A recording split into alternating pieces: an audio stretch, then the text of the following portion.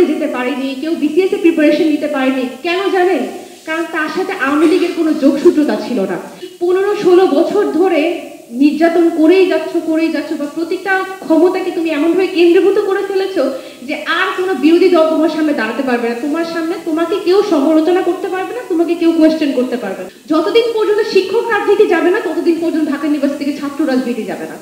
সে প্রথমত করেছিলেন গণতান্ত্রিক প্রতিষ্ঠানগুলো দুর্বলকরণ।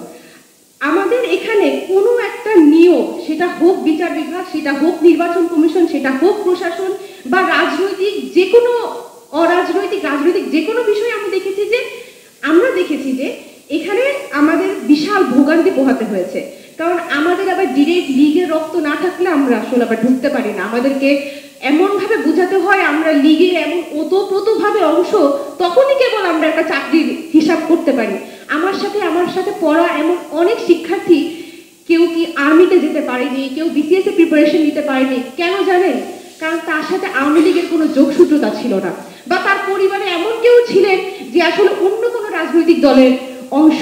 তাহলে এটা কিভাবে হলো যে একটা মানুষ এত বছর ধরে চিন্তা করছে যে সে আর্মিতে যাবে, একটা মানুষ এত বছর ধরে চিন্তা করেছে, তার স্বপ্ন ছিল সে বিসিএস ক্যাডার হবে কিংবা অন্য কোনো সরকারি চাকরির অংশগত হবে, হতে পারে সেটা পেট্রো বাংলা, হতে পারে সেটা তিতাস, হতে পারে সেটা ডেস্কো।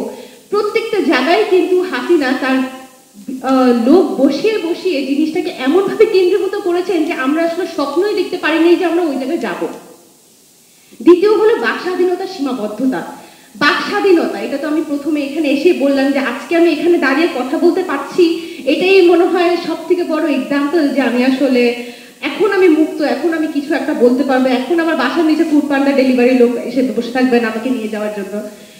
আমি জুন থেকে আসলে বিভিন্ন রকমের পোস্ট আমার ফিডে শেয়ার দেওয়া শুরু করেছি। আমার সাথে অনেকেই ভয় পেয়েছিল যে তোমার কিন্তু আমার একটা খবর আছে। আম্মু আমাকে বললো, আব্বু আমাকে বললো, বাবা এগুলো শেয়ার দিও না, এগুলো দিলে কিন্তু ধরে নিয়ে যাবে। আমি বললাম যে ধরলে ধরুক, এত মানুষই যাতে ধরতেছে, আমিও তাহলে সেই অংশের অংশভূত হলাম, সমস্যা তো নাই। সেই হিসেবে প্রথম থেকে তার এগেইনস্টে কথা বলার জন্য পিছুপা হই নাই। আমার সাথে আমার কোনো বন্ধু বান্ধবীকে আমি দেখি নাই পিছুপা হতে। সেটা হোক নিউজ ফিড, সেটা হোক রাজপথ, আমরা আমাদের অধিকার আদায় করে নিয়েছি। মানবাধিকার লঙ্ঘনের ক্ষেত্রে যদি বলি, সেক্ষেত্রে বিচার বহির্ভূত হত্যাকাণ্ড কিংবা পুলিশি নির্যাতন, এবং আজকে যে আমাদের বাস্তবতাটা সামনে, এটাই সব থেকে বড় উদাহরণ যে আমাদের মানবাধিকার বলতে আসলে এতদিন কিছুই ছিল না।